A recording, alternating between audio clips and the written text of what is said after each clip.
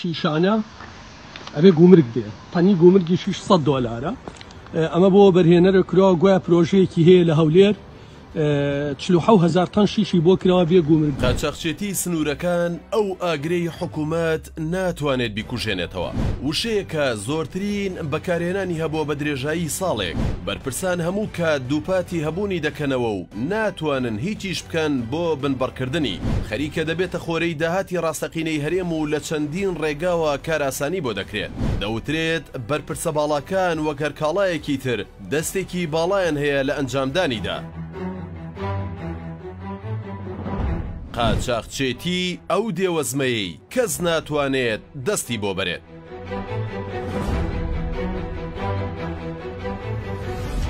ساڵی 2020 دووشە لە ناو ڕاگەیاندنی کوردی و لە سەر ڕووپەڕی ماڵپەڕ و تۆڕە کۆمەڵایەتیەکان لە زاری خەڵک و بەشێک لە پەرلەمانتاران و ڕۆژنامەنووسان زۆرترین بەکارهێنانی تۆمار کرد. ئەو دووشەیەش موچە و قاچاقچێتی بوون. قاچاقچێتی لە دەواازە فەرمی و نافەرمیەکانی هەرێمی کوردستانەوە بووە گرنگترین بابەتی ئەو ساڵە و وا خەریکە دەبێتە گرنگترین باسی ساڵی 2021ش. بەڵام ئەم پرسە هەستیار و گرنگە کە پەیوەندی ڕاستەوخۆی بە ژیان و گوزەرانی هاوڵاتیانی کوردستانەوە هەیە هەرگیز نەبووە باس و خواستی دەسەڵاتدارانی هەرێم چ بە قسە و چ بە کردار توخنی ناکەون. خاڵە سنووریەکان لەگەڵەوەی ڕێگەیەکی فەرمی و سەرچاوە و بزوێنەری ئابووری کوردستانن بەڵام لە پشتی پەردەوە و دوور لە هەر جۆرە چاودێریەک نەغرۆی جۆرە گەندەڵیەکی ترسناک بوون کە ئەویش قاچاقچێتیە بە جۆرەها کاڵا و کەلوپەلەوە. لەسەر ئەو قاچاقچێتیە چەندین قسە و لێدوان و نووسین و بەڵگە و دیکۆمنت بڵاو کرانەوە بە هەزاران جار تکا و ڕجاو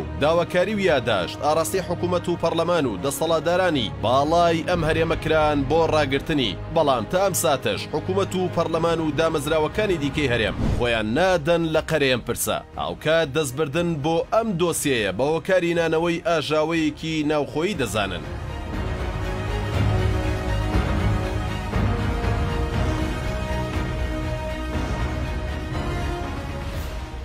بەشێکی زۆر لە پەرلەمانتاران و هاوڵاتیانی کوردستان پێیان وایە کە دەسەڵاتدارانی ئەم هەرێمە خۆیان وەک قەڵا لە پشتی ئەو قاچاقچیانەوە وەستاون و بوونەتە لەمپەڕ لە بەردەم هەر هەوڵەیەک کە بیەوێت ڕای بگرێت. بەشێک لە پەرلەمانتاران هیچ دیدار و چاوپێکەوتن و هەلێکیان لە دەست نەداوە بەبێ باسکردن لە پرسی قاچاقچێتی. ئەوان خۆیان باسی دەکەن پشتیان بەدەیان و سەدان بەڵگە و زانیاری بەستووە بۆ ئاشکراکردنی قاچاقچێتی.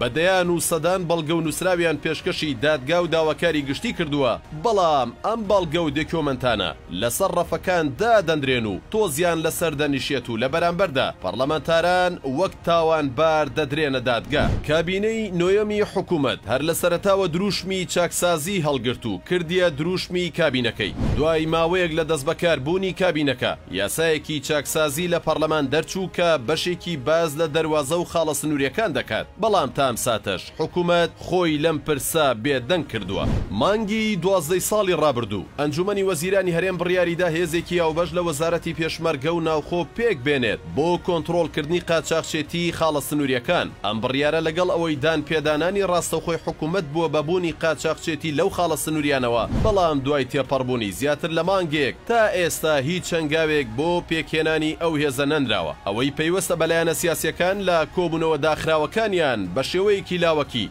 باز لەم پرسە دەکەن. دواتریش لە ڕاگەیەندراوەکانیاندا تەنها جەخت لەوە دەکەنەوە پێویستە حکوومەت چارەسەری ئەم گرفتە بکات.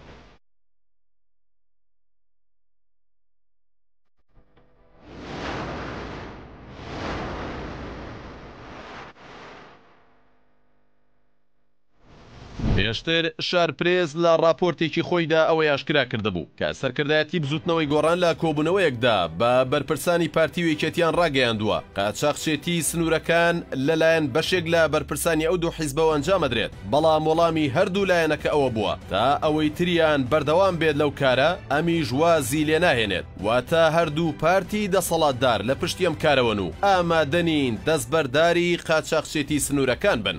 بە گوێرەی بەدواداچوونێکی شارپرێس لە ماوەی ساڵی 2020دا لەلایەن بەشێک لە پەرلەمانتاران و بەرپرسانی حیزبی زیاتر لە 1024 جار باز لە قاچاقچێتی سنوورەکان کراوە و نزیکەی 1200 پۆست و نووسین لەلایەن پەرلەمانتارانەوە لەسەر و پرسە کراوە. لە بەرامبەردا لەلایەن سەرۆکی حکوومەت و بەرپرسانی دیکەی حکوومەتەوە تەنها 61 جار باسی قاچاقچێتی کراوە، ئەویش بە گومان و ئەگەرەوە باسییان لەو پرسە کردووە کە قاچاقچێتی لە سنوورەکان هەیە یاننا. عەلی حەمەد ساڵح پەرلەمانتاری کوردستان لە یەکەم مانگی 2021دا نزیکەی 25 نووسینی لە لاپەڕی خۆی لە فەیسبوک بڵاو کردوتەوە کە نزیکەی 15 نووسینیان تایبەتن بە قاچاقچێتی سنوورەکان. ئەگەر بەو شێوەیە بێت دەبێت چەند نووسین و لێدوان و بابەتی دیکەش بڵاو بکرێنەوە. ئەنجا دەسەڵاتداران دەست بە ڕێکاری پێویست دەکەن بۆ کۆتایی هێنان بەو قاچاقچێتیەی کە کەسانێکی خاوەندە سەڵات ئەنجامێدەن. هەرچەندە ئاماری ئەم لێدوان و نووسینانە لەسەر قاچاقچێتی سنوورەکان کەمترن لەوەی بڵاو کراونەتەوە، بەڵام ئەو ژمارانەش دەری دەخەن کە دەسەڵاتداران کەمترین هەڵوێست و بڕیاریان لەسەر ئەم قاچاقچێتیە هەبووە. لە کاتێکدا بەردەوام و بەدەنگێکی بەهێز داوا کراوە بەرپرسان کۆتایی بە قاچاقچێتی بێنن. ئاخۆ حکوومەت و دەسەڵاتدارانی هەرێم کەی دەگەنە ئەو بڕوایی دەبێت ئیدی ڕێگە لەم دیاردێ بگرن و چیدی داهاتی یەک شەوی بەرپرسێک 1 ملیۆن دۆلار نەبێت و داهاتی هاوڵاتیەکیش تەنها 200,000 کە بە 2 مانگ جارێک پێی دەدرێت.